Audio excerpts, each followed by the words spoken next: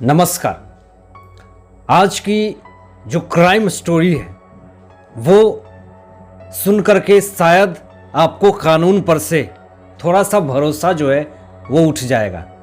बहुत सारे लोग अपने परिवार के साथ, फैमिली के साथ होटल में जाते हैं, रेस्टोरेंट में जाते हैं, अपनी फैमिली के साथ रहते हैं। आप सोचिए कि आप अपने परिवार के साथ कहीं ट्रिप पे गए हो घूमने के लिए और अचानक रात के 6-7 पुलिसकर्मी दरवाजे को खटखटाते हैं और ये कहें कि आप संदिग्ध हैं, और फिर आपको पुलिसकर्मी इतना मारे कि आपके पति का मृत्यु हो जाए।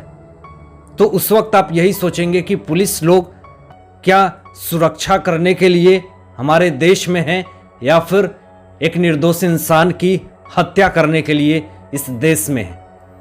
ये गोरखपुर का कांड बहुत ही दर्दनाक है जो मैं आपको आज बताने वाला हूं। फिर से एक बार पुलिस वाला गुंडा, पुलिस की वर्दी पे तानाशाही पूरी तरीके से सामने निकल करके आ रही है। यूपी फिर से एक बार हिल चुका है, यूपी पुलिस फिर से एक बार निशाने में है। लेकिन इस बार एक ऐसी वारदात हो गई है जिससे कि पूरा देश फिर से शर्मसार हो गया है। जो बताऊंगा आपको ये एक बहुत ही रियल घटना है। 27 सितंबर को ये वारदात हुई थी। ये कहानी शुरुआत होती है गुड़गांव से, जहां पे मनीष गुप्ता अपने परिवार के साथ रहते हैं। वहीं उनकी दोस्ती होती है हरवीर सिंह और प्रदीप के साथ। दोनों दोस्त काफ़ी ज़्यादा क्लोज थे मनीष गुप्ता के। शादी के 5 साल बाद वो कोरोना होता है, लॉकडाउन होता है, जिस कारण से वो कानपुर वापस आ जाते हैं। और वापस आने के बाद पहले वो बैंक के मैनेजर हुआ करते थे, लेकिन कानपुर में आने के बाद उन्होंने देखा कि किसी तरह मुझे बिजनेस को स्टार्ट करना है, तो उन्होंने प्रॉपर्टी का बिजनेस स्टार्ट किया। काफ़ी अच्छा चल रहा था, उनसे दोस्ती काफ़ी अच्छा थी। उनकी दोस्ती इतनी गहरी थी कि हर एक चीज़ को दोनों आपस में शेयर किया करते थे। मनीष गुप्ता की पत्नी मीनाक्षी गुप्ता और जो उनके बेटे का नाम है अविराज, जिनका मात्र 4 साल ही उम्र हुआ है। बहुत दिन लॉकडाउन में रहते रहते, प्रॉपर्टी का काम करते करते मनीष गुप्ता उब चुके थे, तो उन्होंने प्लान बनाया कि क्यों ना गोरखपुर जाकर के एक ट्रिप प्लान करी जाए।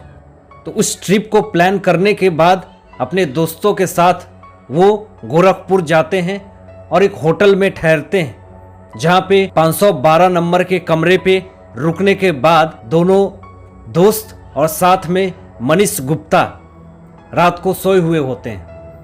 लेकिन सोने के बाद जो वारदात होती है वो शायद फिर से एक बार पुलिस वर्दी के भरोसे को पूरी तरीके से तोड़ती हुई दिख रही है।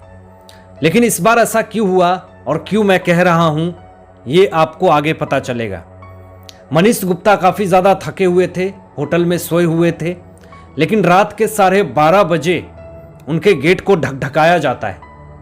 और ठकठकाने के बाद जो हरवीर सिंह हैं वो दरवाजे को खोलते हैं, देखते हैं कि वहाँ 3 स्टार पुलिसकर्मी 3 और साथ में उनके कुछ कर्मचारी यानी 6 पुलिस दरवाजे के बाहर होते हैं। अब आपको बता दें कि हरवीर सिंह कहते हैं कि आप लोग इतनी रात को, तो जो उसमें पुलिस जगत नारायण सिंह जो कि SHO हैं, काफ़ी सीनियर पुलिस वहाँ पे आते हैं और ये कहते हैं कि तुम सब अपनी आईडी दिखाओ, तुम सारे लोग संदिग्ध लग रहे हो।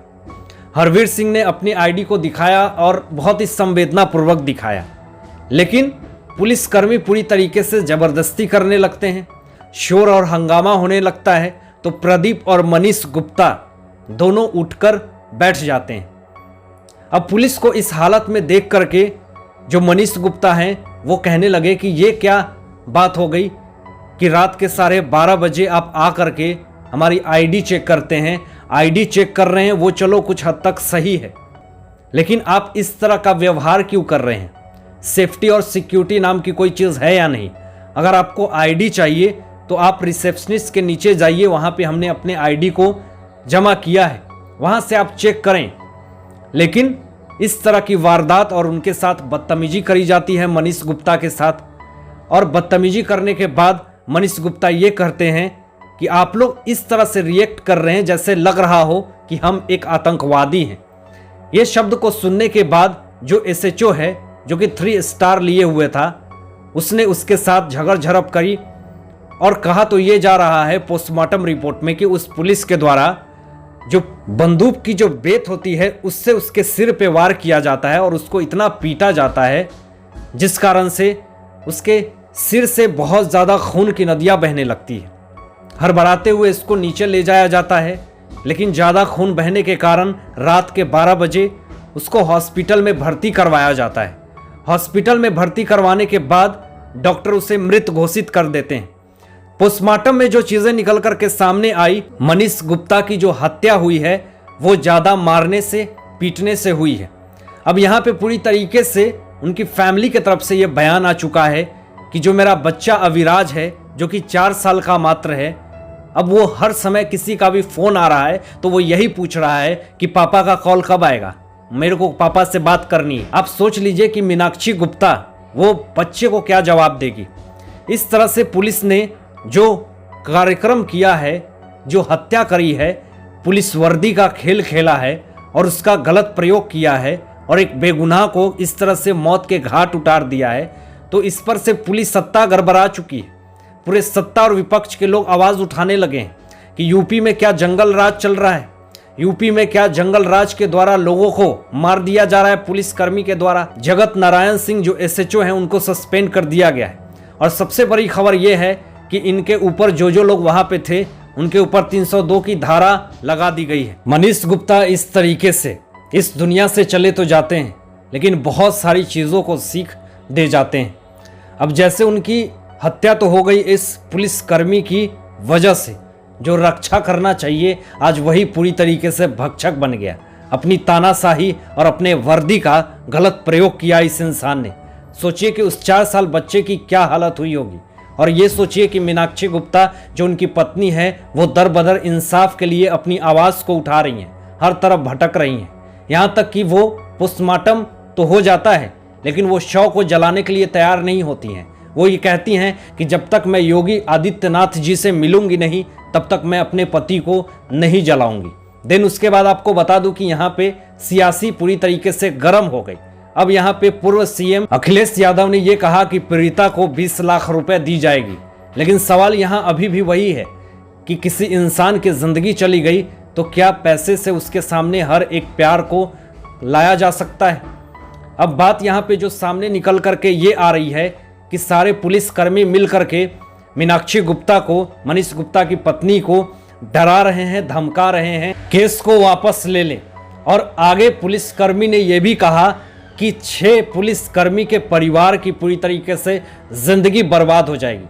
अब सवाल यहाँ पे यह भी उठता है कि आपको ये फिक्र है कि 6 पुलिसकर्मी की जिंदगी बर्बाद हो जाएगी, लेकिन आपने ये नहीं सोचा कि एक शादीशुदा महिला और 4 साल के बच्चे की जिंदगी पूरी तरीके से बर्बाद हो गई। चाहे आप 20 लाख दें, चाहे 50 लाख दें, अब मनीष गुप्ता इस दुनिया में नहीं आ सकते हैं। अब पुलिसकर्मियों की जिस तरीके से सारे जो लोग वहां मौके वारदात पे थे उन सारे लोगों को सस्पेंड कर दिया गया है। दोस्तों, हमें इस कहानी से सीख तो यही लेना चाहिए कि जिस तरीके से आज पुलिसकर्मी रक्षक की जगह भक्षक बन गए, जिस तरीके से हम लोग भारत देश में रहते हैं, पुलिस वर्दी को देख करके हमारा इज्जत बढ़ जाता है, लेकिन आज क्यों पुलिसकर्मी इस तरह की वारदात करके अपने आप को खुद पूरी तरीके से एक्सपोज कर रहे हैं।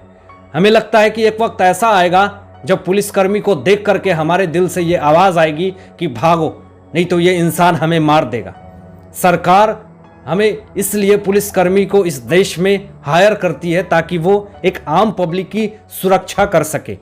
लेकिन इस तरह की वारदात एक बार बेंगलोर में भी आई थी कि किस तरह से लॉकडाउन के अंतर्गत एक सब्जी वाले को मार मार के पुलिसकर्मी ने ही हत्या कर दी थी और उस वक्त भी काफ़ी ज़्यादा ये चीज़ें वायरल हुई।